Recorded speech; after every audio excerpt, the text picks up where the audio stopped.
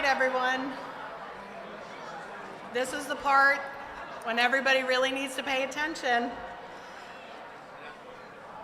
So I brought Angel and his mom, Nellie.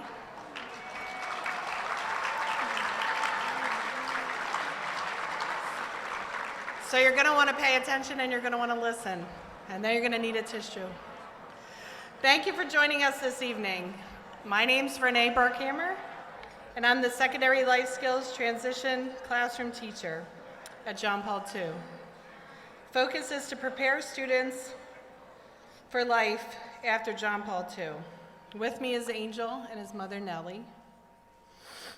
It's difficult to imagine when Angel first came to John Paul II 8 years ago that he was a much different young man, a happy, smiling person you see tonight. Let's take a few moments to listen to Angel's journey and how he found his voice at John Paul II.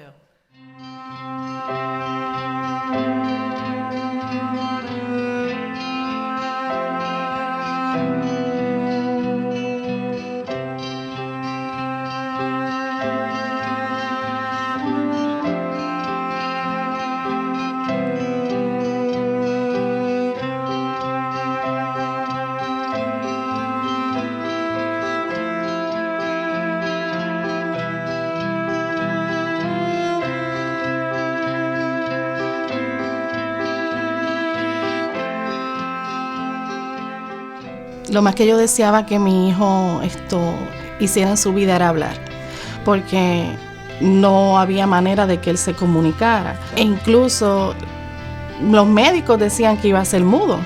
I remember him being just this very reserved, quiet kid. I actually thought he was nonverbal at first. He really wasn't able to communicate much of anything. Después de él llegar acá, definitivamente todo cambió. Su personalidad, su manera de pensar, su manera de actuar, y lo más importante, empezó a hablar. Just a couple days ago, I had him back in my room and we were working on his part for the Christmas show, where he's singing a song and doing the signs for the song. So it's just crazy to think about where he started, not being able to communicate much of anything. I was thinking he was nonverbal, to now, every time he sees me coming into the building, leaving the building, he's using appropriate greetings, saying, hello, how are you? Have a great day. He's a very polite and respectful kid. Mi hijo tuvo tratamiento, mi hijo tuvo medicamentos y no había forma de que lo transformaran. Y llega a esta escuela y definitivamente yo puedo resumir esta escuela en una sola palabra: bendición. In the adult program, we have a lot of people who are nonverbal, and the speech therapist has helped us with different programs which help them communicate their needs a little bit better, and that then cuts down on behaviors. So the services all together deal with individual frustrations and inability to take care of themselves. So when all these services are available, then our individuals have a better quality of life. Cuando él llega aquí, lo empiezan a hacer sentir parte de la comunidad, parte de que él era igual que tú o yo, que él podía hacer cosas como todos los demás. It's just crazy to think about how, that frustrated, quiet kid, and to now, look at him from a social skills aspect too. Like how just kind, polite, respectful. He's not afraid to go up to an unfamiliar communication partner and introduce himself. But not only is he able to do that, but he's able to do it appropriately and respectfully. Es sumamente importante la ayuda financiera, porque si no existiera esa ayuda financiera, niños como Ángel, específicamente como Ángel, no hubiera tenido los servicios que tiene, no hubiera aprendido a hablar, no hubiera aprendido a controlar sus emociones. Hoy día, mi hijo tiene 21 años y sé que va a salir de aquí como una persona funcional a la sociedad, no como un peligro a la sociedad. Y todo se lo debo a John Paul. I just want to say, please help more students like my son Angel to find their voices. I know they're gonna appreciate. I know everybody gonna be blessed.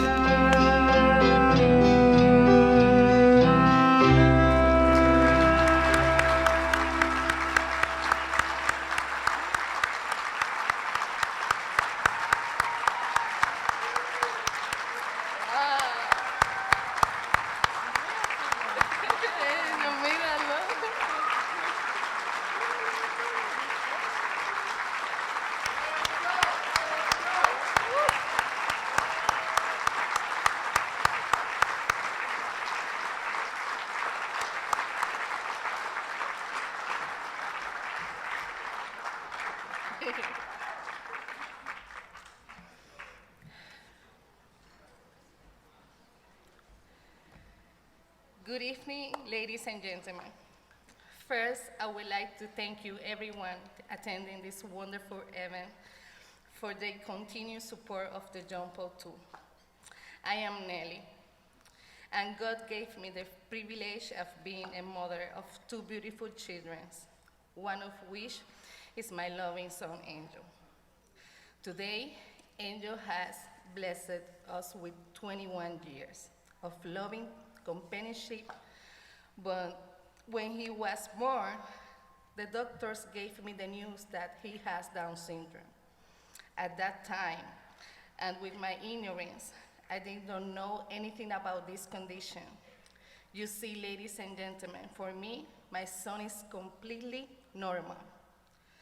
I saw my child with two eyes, with his two legs and arms, his toes and fingers. Therefore, I did not see any problems with him, as the doctors had pointed out to me. As time went on, I started to see the different situations I will find myself in that will alert me that my son truly needs special attention and more specialist services. The years continue passing and he's grow older and older. I placed him in different programs and schools. But my son did not advance. Instead of learning in these institutions, his progress took a backward direction. Here I am, with a 15-year-old son who has unable to speak. We could only use a form of sign language. My son became completely frustrated with himself for not being able to communicate with others, and in turn, I so far watching him feel discouraged. A day didn't go by day, but I didn't find myself going to the various programs, centers, or school to calm my son from his frustrations due to the inability of the staff members' lack of understanding of my son's need. But one day, everything changed. Someone told me about the John Paul II and recommended that I try to enter Angel into the school. At that moment, I was desperate, but I was willing to try anything to have my son enroll into this center. It was hopeful that he would be accepted by the center as well as the personnel. I was hoping that we would finally have a place that would make him happy. When I arrived at the center, it was informed of the services available to my son. I was also told of the mission and commitment to the John Paul II Center offers to the children with special needs like that my son. I am thankful to God that my son was accepted. To tell you the truth, during the first few days, I was afraid that Angel would call me in a moment of desperation and ask me to take him out. Fortunately, this not happened, and he has enjoyed every day he attends. I must tell you that my son has completely transformed so many things about him, and all thanks to the wonderful staff members of this Miracle Center, of the son who I know is being aggressive, imperative, and lacking concentration, is in this manner of treating others. I can honestly tell you that I no longer see this in Angel. Today, Angel is a totally transformed young man. A young man who loves working and helping others. A young man who worries about others. A young man who only knows how to give unconditional love in a very special way.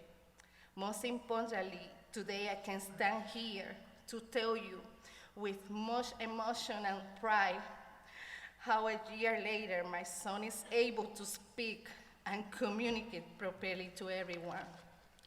I can say with strong convictions that no one of these would have been possible if not for the aid and assistance for the passionate staff members of the John Paul II Center. These staff members have demonstrated their desires to reach the goals and helping children like my son, and I'm very grateful for their accomplishment. Using my son as an example, I would like to show everyone the importance of continuing your support and well-deserved donations to this center. We, my son and I, ask that everyone spread the word to the fine, undisputed work that the John Paul II Center has provided the community. My son is living proof that your donations provide the necessary tools for someone without syndrome, like my son, to the progress and be self-reliant. Your donations are welcome and loving gift to all parents who have found themselves where I once found myself, in despair and desperate for any help that would ease so many tensions. I would like to take this moment to thank the film crew and director that present my son Angel with all accomplishment that, in truth, would not have happened if not for the caring and loving staff of the John Paul II Center. Thank you all very much. Thank you. Thank you. Gracias.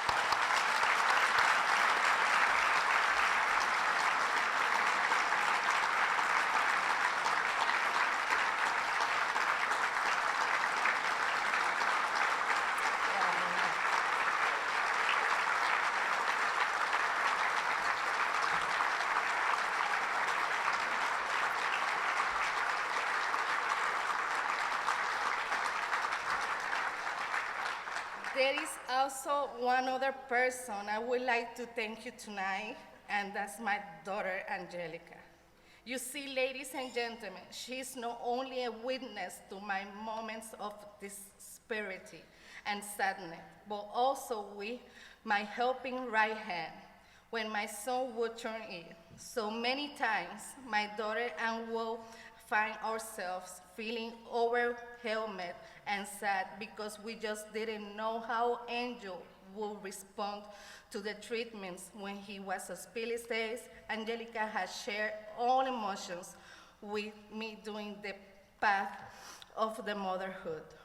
From all worries to the most pleasant moments, she has been by our side. And I want to thank you, her, because being the daughter that she is. I love you, Angelica, and thank you, baby.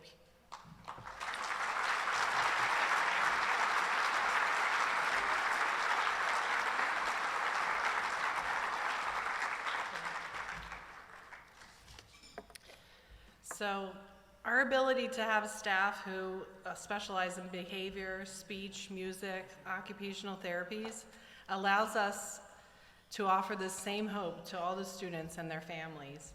When our students graduate, we know the skills that they receive through these therapies will help them transition to the next chapter of their lives. For some, that chapter includes our adult program, where they may receive these services as they continue to grow to their full potential. And really, isn't that exactly what our mission states? We provide these diversified programs and services in a safe and nurturing Christian environment to our children and adults with intellectual and developmental disabilities. We know that inside each of them is a spark, and that's why we challenge them on a daily basis to reach their God-given potential. We are blessed to be able to provide our students with behavior, speech, art, and occupational therapies, as well as specialized adaptive physical education classes. Our adults also benefit from having these services provided by our own staff. It's expensive to provide these services and to make them available to everyone who needs them, regardless of their income level.